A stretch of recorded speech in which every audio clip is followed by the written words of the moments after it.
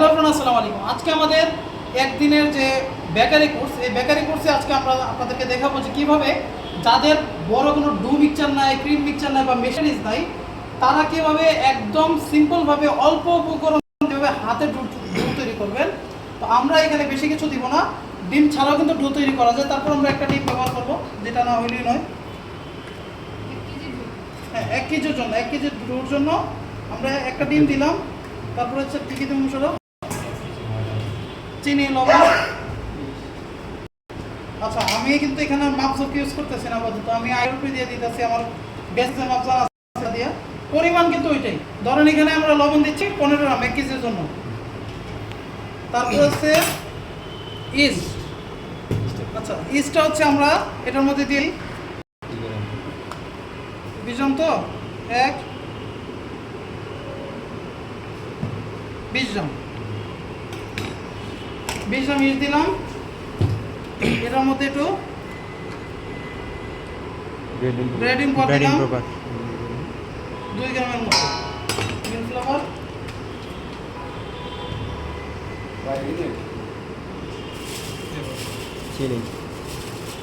চিনি 200 গ্রাম,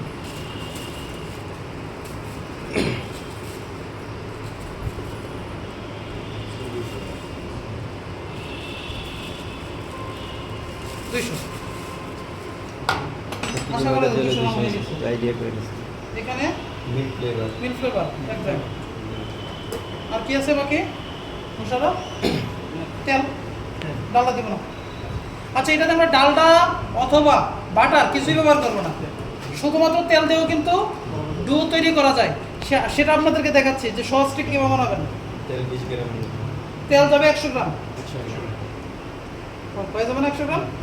আচ্ছা, 100 গ্রাম তেল দিলাম, চিনি 200 গ্রাম দিলাম, লবণ 15 গ্রাম দিলাম, ইস্ট দিলাম 20 গ্রাম, মিল্ক ফ্লেভার দিলাম হচ্ছে 1 গ্রাম, আর এটার মধ্যে ব্র্যান্ড এন্ড প্রপার দিলাম 2 গ্রাম। আপনি কি এটাতে ফোকাস রাখতেছেন? কাছের থেকে প্রয়োজন আপনি আরও কাছে আসেন, ফোকাস এটাতে রাখেন। ওকে, আমরা আর কোনো উপকরণ বাকি আছে? পাউডার দুধ, হ্যাঁ একটু পাউডার দুধ দিয়ে দিই। আচ্ছা, ধরেন এখানে আমি পাউডার দুধ আরও 5-7 গ্রাম দিয়ে দিলাম। এখন আমি আপনাদেরকে বলি যে এই ডুটা কীভাবে সহজে তৈরি করা যায়। অল্প এই ইস্ট, লবণ আর কি, চিনি, তেল, জাস্ট আপনার এটা দিয়া ধুয়ে যাবে, আর কিচ্ছু লাগবে না। ডিমটাও লাগবে না, ডু রেডি হয়ে যাবে। জাস্ট লবণ, চিনি। আসসালামু আলাইকুম, আসেন ক্লাসে। আজকে ক্লাস করবেন কিসের জন্য? ভর্তির জন্য? বসো বাইরে, বসেন না, বসো, আমি আসতেছি। তা দেখেন, এখানে লবণ, চিনি, ইস্ট, সয়াবিন তেল, আর কি, আর পানি। মানে এই জাস্ট সিম্পল উপকরণ দিয়ে আপনার বানাইতে পারবেন। মানে এখানে অনেক উপকরণই প্রয়োজন নাই।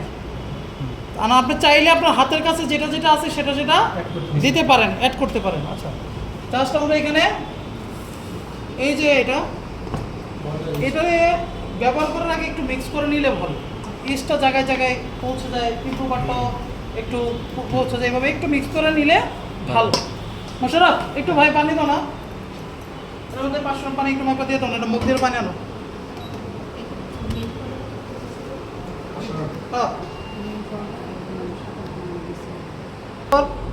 পানি মেপে নিচ্ছি 500 গ্রাম।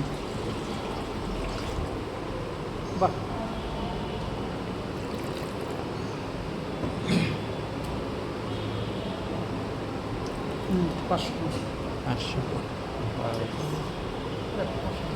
পাঁচশো গ্রাম পানি।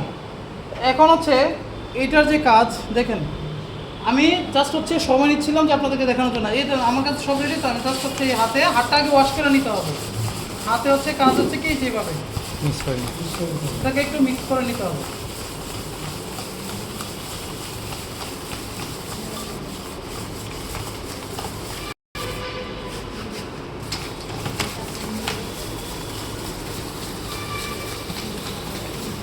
ওকে, এটা বেশিক্ষণ বসাইলে হাতে ব্যথা পাবেন, চিনি দরকার নাই, তো হাত দিয়ে চিনি গলানো দিয়ে দিবেন হচ্ছে পানি। দেওয়ার পরে পানি দিয়া একটু এভাবে নাড়াচাড়া দিবেন যেন চিনিটা গলে যায়, চিনি পানি পাওয়া উপকরণ নিচে যেন পায়ের জুতা টুতা না আসে।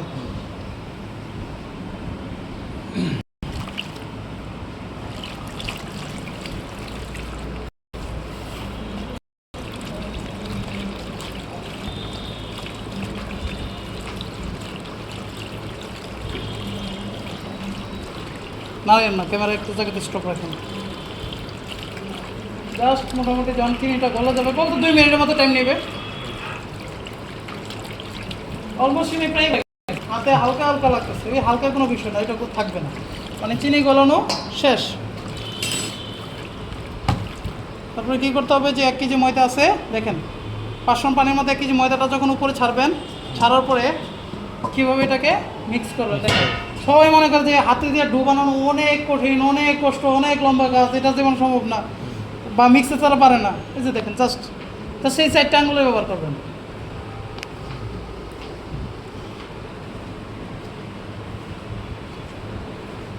কাজ কি কঠিন? না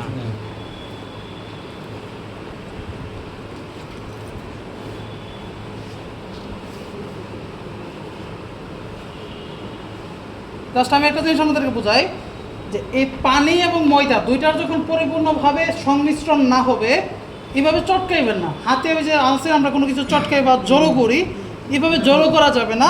জাস্ট হতে কী করতে হবে জানেন, এই যে আমি যে আঙুল দিয়ে এই প্রসেসটা করতেছি এই জন্য যে ময়দা এবং পানির দুইটা কি সংমিশ্রণ করা, মিক্সিংটা করতেছি জাস্ট হচ্ছে আঙুল দিয়ে। আমার এখানে এভাবে হাতে চটকানো মতো না, চটকাইলে কী হবে, ভিতরে ময়দা থেকে যাবে, পানি থেকে যাবে, এটা প্রপারলি মিক্সিংটা হবে না। তো ডো মিক্সিংটা করতে হলে এই জিনিসটা আপনাকে ফলো করতে হবে, যেন কি ভিতরে যেন কোনো রকম সাদা ময়দা না থাকে, পানি না থাকে, যেন পানি এবং ময়দাটা প্রপারলি চারপাশ থেকে মিক্সিং হয়ে যায়। দেখেন অলরেডি আমার এখানে অবশিষ্ট কোনো ময়দা নাই, সাদা ময়দা দেখা যায় নাই, কারণ কি অলরেডি সে মিক্স হয়ে গেছে সব কিছু। তো যখন মোটামুটি সব কিছু মিক্স হয়ে যাবে, তখন দেখেন, তখন হচ্ছে আপনি জাস্ট হচ্ছে আস্তে আস্তে আরেকটু জড়ো করবেন। কয় মিনিট লাগছে এটা করতে আমার? 2 মিনিট, 3 মিনিট। আচ্ছা আমি তো অস্তে দেরি করছি, 2 মিনিট। মিক্সিং করলে কত মিনিট লাগে? 10 থেকে 15 মিনিট, তাই না? তো আমরা কি মেশিন থেকে ফাস্ট না? ওকে, এখন দেখেন এরপরের প্রসেস কি। জাস্ট আমাদের সব কিছু দেখেন অলরেডি এখানে কিন্তু সাদা অংশ ময়দা নাই, পানিও নাই, তাই না? অলরেডি একদম ফিনিশিং চলে আসছে। তো এখন আমরা জাস্ট এই যে হাতে একটু প্রেস করেন। এখন এই যে প্রেস করলেন, এটা কী হয়ে গেছে, একসাথে হয়ে গেছে, একটা চাকা হয়ে গেছে, তাই না? এখন এই ময়দাটা একটু হাতে বাঁচতেছে, কেন বাঁচতেছে? কারণ ময়দার মধ্যে একটা পানি পানি ভাব রয়ে গেছে। পানি পানি ভাবটা দূর করার জন্য হাতে না বাঁচানোর জন্য কী করতে হবে, একটু তেল নিতে হবে, হালকা একটু তেল দেবো মোশারফ। তা আমার ডো কিন্তু অলমোস্ট রেডি, মানে আমি টাইম ধরে 3 মিনিটে এই ডো তৈরি করার রেকর্ড আছে আমার। জাস্ট হাতে আর একটু দাও। আচ্ছা, হাতে আমরা 10-15 গ্রামের মতো তেল নিয়ে দেখেন, এটাকে আমরা এই যে উপরে এটার যে টপ অংশ আছে, এই টপ অংশতে দিয়ে দিলাম। হ্যাঁ, দেওয়ার পরে আমরা আবার হাতে এভাবে প্রেস করবো। দেখেন এটা কিন্তু সফট, এটা কিন্তু শক্ত না যে আমার অনেক কষ্ট হইতেছে। হ্যাঁ, মুষ্টি না, এই যে দেখেন মূলত হচ্ছে এই যে এইটা, কারণ আপনি চাইলে এভাবে করতে পারেন, এই যে জাস্ট এই যে এই, আবার চাইলে আপনি এই সিস্টেম, মানে আপনার কথা হচ্ছে যে এটাকে একটু জাস্ট হচ্ছে ঘুষানো, এই যে এমনি ঘুষালেও তো ঠিক আছে, এমনি ঘুষালে হাতে ব্যথা পাইতে পারেন। জাস্ট হচ্ছে এই যে হাতে একটু জোর দিয়ে জাস্ট হচ্ছে এটাকে একটু নিচের দিকে কি প্রেস করা, নিচের দিকে প্রেস করা, তাহলে কী হবে, মানে এটা আমরা করতেছি কি জন্য, খামিরটাকে একটু ফিনিশিং করার জন্য, তাই না? তো তারপরে হচ্ছে এটাকে আবার একটু উল্টে ফেলতে হবে। উল্টানোর পরে সেম প্রসেসে আবার অল্প একটু তেল, জাস্ট অল্প একটু তেল 10 গ্রামের মতো আমরা এই যে আবার উপরে দিয়া, তারপর দেওয়ার পরে সেম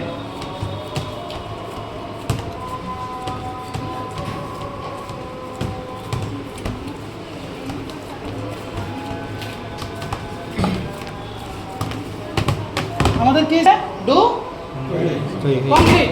ওকে, ডোটা যে ভালো কিনা খারাপ হয়েছে কেমনে বুঝবেন? আচ্ছা জাস্ট একটা জিনিস দেখেন, কোথাও কোনো সাদা ময়দা দেখা যায়? মেশিন অংশ ডো করার পরে ভিতরে সাদা ময়দা পাওয়া যায়, তা হাতে করছি কিন্তু কোথাও কিছু আছে ফিনিশিং কিছু না।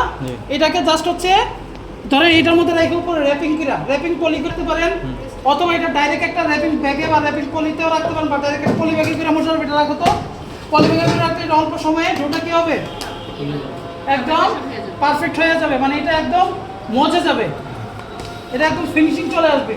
ঠিক আছে, জি। এই যে দেখেন আমাদের ডু করতে কয় মিনিট লাগছে, এভাবে ডু ইজিলি করা যায়। তো আমরা জাস্ট